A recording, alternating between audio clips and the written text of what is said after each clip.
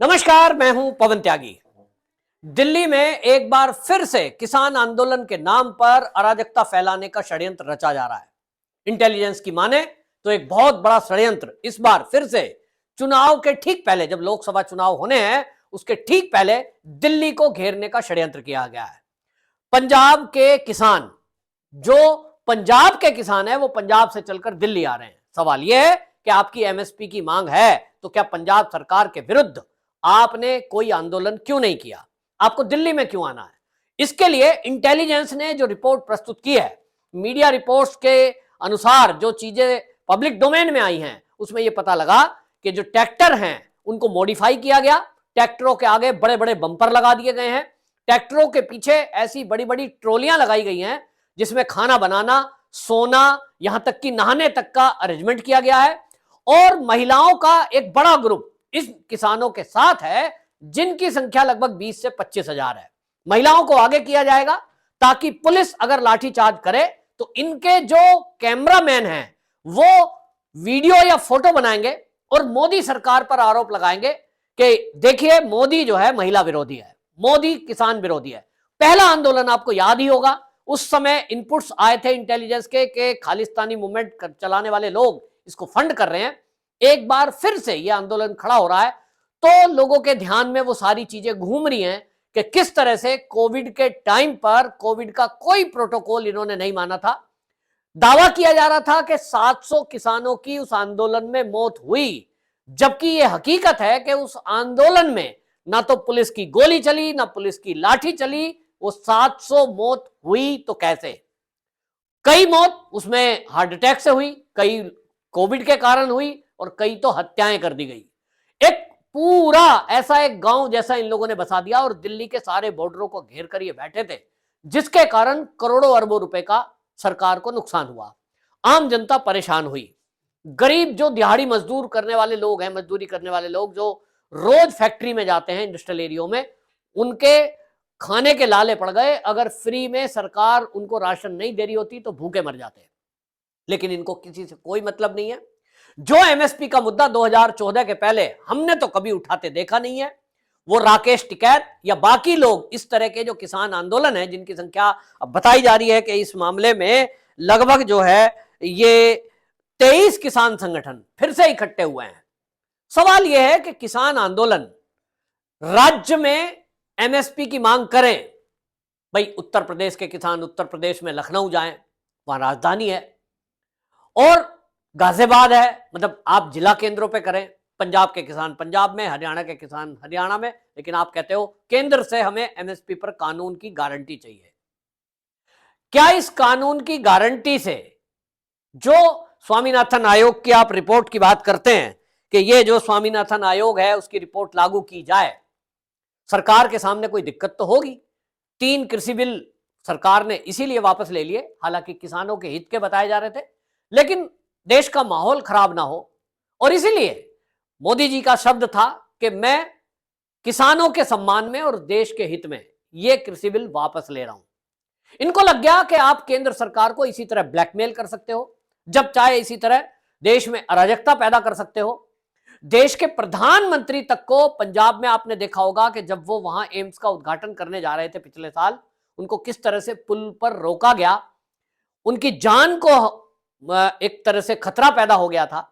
यह पूरा षड्यंत्र था। अब उस षड्यंत्र की चीजों को देखते हुए इंटेलिजेंस हाई अलर्ट पर है, और इंटेलिजेंस ने ही इन सारी चीजों को मीडिया को बताया है ताकि देश के लोग इस बात से जागरूक हो जाएं साजिश क्या है। यह तक पता लगा है कि इस बार इन लोगों ने लगभग 2000 ट्रैक्टरों को तैयार किया है, और आप देखेंगे पहले की तरह वो ट्रैक्टर सब नए दिखाई देंगे आपको, जैसे शोरूम से अभी निकल के आए हैं। ये करोड़ों रुपया कौन लोग हैं जो इसको ट्रैक्टर वालों को दे रहे हैं? पहले भी हमने देखा था कि डीजल का पैसा दिया जा रहा है, ट्रैक्टर को पर डे आने का किराया दिया जा रहा है, शराब और सब कुछ चीजें अरेंजमेंट की जा रही है, ऐसा दावा किया गया था। और ऐसा दावा किसी मीडिया ने, या मैं नहीं कर रहा हूं, ये किसान आंदोलन के बीच में से ही कुछ लोग थे जो किसान यूनियन चलाते हैं, उन्होंने खुलासा किया कि इसके पीछे विदेशों से फंडिंग आ रही है, आतंकवादी एंगल है। यह चीज आज भी दिखाई दे रही है कि जब चुनाव सिर पे आता है तो ये इस तरह का आंदोलन फिर से क्यों खड़ा होता है। तो पहले भी मैंने आपको बताया है, एक सूत्री कार्यक्रम है कि मोदी को किसान विरोधी कैसे सिद्ध किया जाए, मोदी को मुस्लिम विरोधी कैसे सिद्ध किया जाए। सीए के प्रोटेस्ट के नाम पर सड़कों पर शाहीन बाग बना था। उस समय भी दिल्ली पुलिस और देश में जगह जगह शांतिपूर्वक, धैर्यपूर्वक उनकी सारी बकवास सुनी गई, देश विरोधी बयानबाजी सुनी गई। बाद में चीजों को निकाला गया तो उसमें से कुछ लोगों की गिरफ्तारी हुई। आज भी शर्जील इमाम उसी में से यूएपीए की धाराओं के तहत जेल के अंदर बंद है, क्योंकि वो देश को काटने की बात कर रहा था। मंच था सीए का, मंच था शाहीन बाग का, और वो बात कर रहा था देश को काटने की। इसी तरह हमने देखा कि किसान आंदोलन में ये जो किसान है, ये किसान तो हैं कि नहीं, इस पर शंका है। भाई कोई भी किसान अगर देश विरोधी बात करेगा तो वो देश का दुश्मन है, देश के कानून के हिसाब से उसको सजा होनी चाहिए। लेकिन ये लोग इस तरह की बातें करते हैं, चोगा किसान का है और बातें कर रहे हैं देश विरोधी। तो मोदी की हत्या की बात, मोदी को मारने की बात, मर गया मोदी, मर गया मोदी, आपने ये चीजें सुनी होंगी। ये क्यों कर रहे हैं? क्योंकि इस देश में जो नरेंद्र मोदी हैं 2014 के बाद से जो आज तक सरकार कर रही है केंद्र की, इसमें सबसे बड़ी बात आप देखेंगे तो देश विकास कर रहा है। आज हम विश्व की 5वीं सबसे बड़ी अर्थव्यवस्था बने हैं। देश के अंदर इंफ्रास्ट्रक्चर रिकॉर्ड तोड़ काम हुआ है, जो 65 साल में नहीं हुआ, मोदी सरकार में हुआ है। और सबसे बड़ी बात, जो बहुत सारे राजनीतिक दल और इस देश के देश विरोधी और सनातन विरोधी लोगों के मरोड़े मार रहा है, यानी उनको प्रॉब्लम क्रिएट हो रही है, वो है राम मंदिर से। राम मंदिर का निर्माण जब से शुरू हुआ है, उसके बाद से अगली बात आ गई ज्ञानवापी की, उसके बाद आ गई है मथुरा की। तो इनको लग रहा है जो सनातन को नष्ट करना चाहते थे, जो सनातन को समाप्त करने की कस्में खा रहे हैं, कांग्रेस के साथ जो गठबंधन बने हुए हैं, और वो गठबंधन कह रहे हैं कि हमारा तो राजनीतिक पार्टी का निर्माण ही सनातन की समाप्ति के लिए हुआ, उनको लग रहा है कि सनातन तो बढ़ रहा है। मोदी की सरकार में जहां विकास के काम हुए तो वो तो एक तरफ है, लेकिन मोदी जो मेन काम कर रहा है वो तो सनातन की स्थापना कर रहा है। वो राम मंदिर बना रहा है, वो कृष्ण मंदिर बना रहा है, वो काशी कॉरिडोर बना रहा है, वो उज्जैन का महाकाल लोक बनाता है, वो चारों धामों की तीर्थ पर उत्तराखंड में रास्तों को सुलभ बना रहा है। करोड़ों रुपए का जो फंड है वो हिंदू के तीर्थों पर खर्च किया जा रहा है। गवर्नमेंट लैंड एक्वायर के लिए लोगों को पैसा दे रही है। आज अयोध्या में जिस तरह से रिकॉर्ड दर्शनार्थी पहुंच रहे हैं, प्रतिदिन 3 लाख के करीब, इन सब वामपंथी और देश विरोधी और सनातन विरोधियों के पेट में दर्द है। इन्होंने पहले एक शब्द पकड़ा कि मोदी अगर रहेगा सत्ता में तो ये तो हिंदू राष्ट्र बना देगा, और इसीलिए जो लोग हिंदू राष्ट्र बनने नहीं देने के लिए एकजुट हुए, उनको लगता है कि सब एकजुट हो जाओ, लेकिन मोदी को 2024 में किसी भी तरह से सत्ता में नहीं आने देना। तो राकेश टिकैत की बात आपको याद होनी चाहिए, मैंने उस पर बहुत वीडियो किए हैं। राकेश टिकैत गाजीपुर बॉर्डर पर जब बैठा था, खुलकर उसने बोला यह आंदोलन तो 2024 तक चलेगा। मोदी जी अगर तीनों कृषि बिल को वापस नहीं लेते तो निश्चित जान लीजिए कि ये बॉर्डर इसी तरह दिल्ली के ये किसान बैठे रहते, इसी तरह अराजकता करते रहते, और ये आंदोलन 2024 जो अब चल रहा है, इनको आंदोलन को ले जाना था चुनाव तक। इनको नैरेटिव बनाना है, कुछ ना कुछ ऐसी बातें बोलनी थी वहां से जिससे कि पुलिस इनके ऊपर बल प्रयोग करे। इनको ऐसी घटना को अंजाम देना था जिसके कारण इनके ऊपर बल प्रयोग हो, क्योंकि आप लाल किला कांड भूले नहीं होंगे। इसी तरह के ट्रैक्टर लेकर और किस तरह से किसानों के वेश में अराजक लोग लाल किले में घुस गए, तिरंगे का अपमान किया और उसकी जगह खालिस्तान का झंडा फहरा रहे थे। किस तरह से उस तिरंगे का अपमान हुआ, ये किसी को कैसे भूल सकता है। 300 पुलिस कर्मियों को घायल कर दिया गया था, रोड से तलवारों से उनके ऊपर हमले किए गए थे, क्योंकि इनको ऐसा उकसाऊपूर्ण काम करना ही है ताकि दिल्ली की पुलिस या अर्धसैनिक बल इनके ऊपर बल प्रयोग करें, क्योंकि इनके कैमरामैन इस चीज के प्यासे हैं कि वो ऐसी वीडियो और फोटो क्लिक करें जिसमें किसान पिट रहा हो और पुलिस पीट रही हो।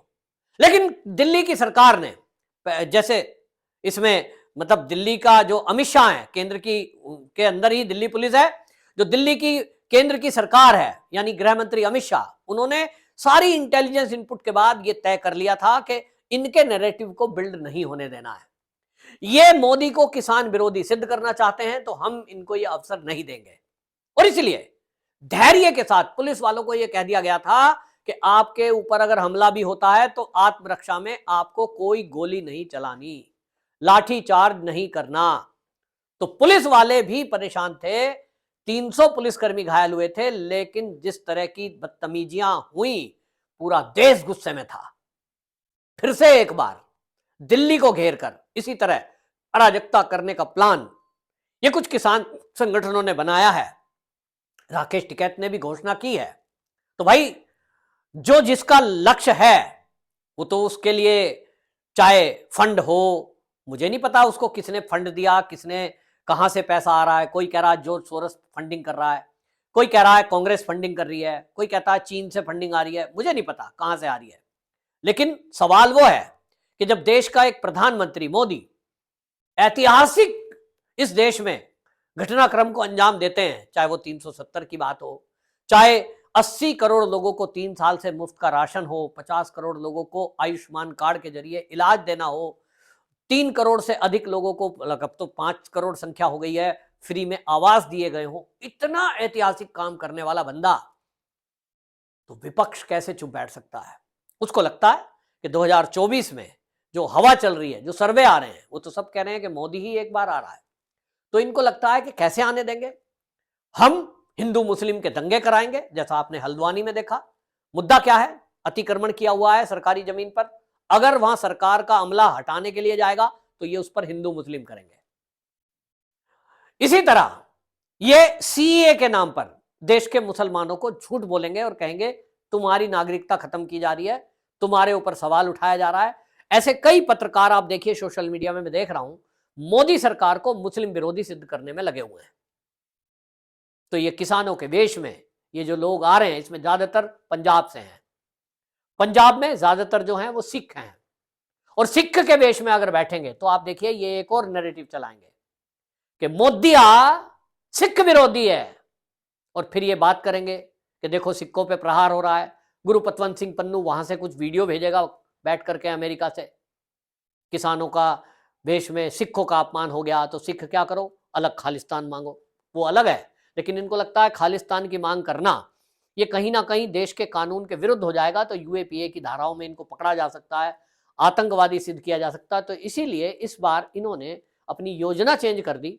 कोई खालिस्तान आंदोलन नहीं, केवल शुद्ध रूप से किसान बनकर किसान की मांग के वेश में देश के अंदर अराजकता फैलाना और हरियाणा से होकर दिल्ली पहुंचना। तो हरियाणा में जो सरकार की तैयारी है, देखते हैं वो कर पाएंगे कि नहीं, लेकिन बिना बल प्रयोग ये मानने वाले नहीं है। जिस तरह से बड़े बड़े ट्रैक्टरों के ये ट्रोला ट्रॉली और उसके आगे सब इंतजाम करके आ रहे हैं, निश्चित रूप से इसका कोई इंतजाम करना पड़ेगा सरकार को, वरना ये इसी तरह की अराजकता फैलाते रहेंगे। पूरे देश का कहना यह है, क्योंकि मैं पूरे देश की जनता के कमेंट में क्या लिखे हैं आप भी, मैं इस वीडियो के माध्यम से इस केंद्र की सरकार को कहना चाहता हूं कि आप इसे पढ़ें। जो नीचे जनता कमेंट कर रही है, आप देखेंगे देश की 99% जनता यह चाहती है कि ऐसे अराजक तत्वों के साथ सख्ती बरती जाए, इनके ऊपर यूएपीए की धारा लगाई जाए, इनको जेल में डाला जाए। ये किसान नहीं है, शुद्ध रूप से राजनीति कर रहे हैं। जिस किसी को एमएसपी पर कोई समस्या है या कुछ मांग करनी है, 14 के पहले क्यों नहीं मांग की, ये एक बड़ा सवाल। जिन राज्यों में भारतीय जनता पार्टी की सरकारें नहीं है, वहां उसकी मांग के लिए प्रदर्शन क्यों नहीं, ये दूसरी बड़ी बात है। और तीसरी बड़ी बात यह है कि इसके अंदर बैठकर जिस तरह के अराजक काम हुए हैं, उसका एंगल गुरु पतवंत सिंह पन्नू या जॉर्ज सोरस से जुड़ता हुआ क्यों दिखाई देता है। ये कई सारे सवाल हैं, इसका उत्तर मिलना जरूरी है। लेकिन पूरा देश इनसे कोई सहानुभूति नहीं रखता है, क्योंकि टिकैत की पहले ही खुलासा कर चुके हैं किसान संगठन चलाने वाले भानु जो हैं, वो उन्होंने खुलासा किया था। लेकिन अब इन किसानों की भी चीजें खुलकर सामने आ गई हैं कि ये किसानों के वेश में शुद्ध राजनीति करने वाले लोग हैं, क्योंकि इसी में से कुछ लोग तो चुनाव तक लड़ लिए, संगठन बना दिया, और इसी में आप देखेंगे फिर से ये वामपंथी लोग जुटने वाले हैं। कुल मिलाकर के इनका जो तैयारी है, ये कहा जा रहा है कि ये होटलों में गुरुद्वारों में आकर रुक चुके हैं, इंटेलिजेंस की इनपुट है, और इन्होंने 100 से अधिक बार मीटिंग की है इस बात को लेकर के। और इस सब में ये जो इन्होंने किया है, इसको इंतजाम करने के लिए हालांकि पुलिस बल का और अर्धसैनिक बलों की तैनाती की गई है, लेकिन सवाल वही है कि ये ट्रैक्टरों से हुड़दंग मचाएंगे, ये बैरियर्स तोड़ेंगे, ये पूरी अराजकता फैलाएंगे, तो क्या इनके ऊपर पुलिस बल प्रयोग नहीं किया जाए? देश समझ रहा है, देश जान रहा है कि ये किसानों के वेश में अराजक तत्व हैं। इनमें कुछ किसान भी होंगे, किसान भी थे पहले भी, लेकिन वो हैं जिनको किसी ना किसी झूठ बोलकर या किसी स्वार्थ के कारण उनको इस दलों में शामिल किया गया। ये तो हमेशा से होता आया है। बहरहाल इनके ऊपर सख्ती बहुत जरूरी है, वरना इस तरह से संगठन के नाम पर, आंदोलनों के नाम पर देश की राजधानी को बंधक बना दिया जाएगा। और ये आजाद भारत में धरने प्रदर्शन की तो सबको आजादी है, लेकिन अराजकता फैलाने की आजादी किसी को नहीं मिलनी चाहिए। यह भी देखना होगा कि सुप्रीम कोर्ट, पहले भी हमने देखा है सुप्रीम कोर्ट ने रोक तक लगाने को मना कर दिया था। हमने यह देखा है कि न्यायपालिका भी कहीं ना कहीं जहां कहीं केंद्र सरकार यानी मोदी सरकार के हित की कोई बात आती है वहां मौन हो जाती है। अगर वहां एक भी बल प्रयोग हो जाता या लाठीचार्ज या गोली चल जाती, तो हम यह भी देखते कि यही न्यायपालिका स्वतः संज्ञान लेकर के पुलिसकर्मी या सरकार के विरुद्ध बयानबाजी भी करती और आदेश भी पारित करती है। तो यह हमारे देश में जो हो रहा है, फिर से मैं उसी मुद्दे पर आऊंगा। जो अश्वनी उपाध्याय जी सुप्रीम कोर्ट के जो वकील हैं, वो इस मुद्दे को उठाते हैं, मेरे मित्र हैं, वो कहते हैं कि जब तक ये कानून परिवर्तन नहीं होंगे, जो अभी तक बनाए तो गए हैं, अमित शाह ने नए कानून बना दिए, आईपीसी, आरपीसी, लेकिन अभी भी उन कानूनों में बहुत खामियां हैं, जिसके कारण ये देश विरोधी एक्टिविटी करने वालों को सजा नहीं हो पाती है। लंबी लंबी सुनवाई होती है, तब तक मामला हाथ से निकल चुका होता है। सरकार को इस पर गंभीरता से विचार करना होगा कि देश की राजधानी को बंधक बनाने का अधिकार किसी को नहीं है। आपकी क्या राय? कमेंट बॉक्स में जरूर बताएं। वंदे मातरम।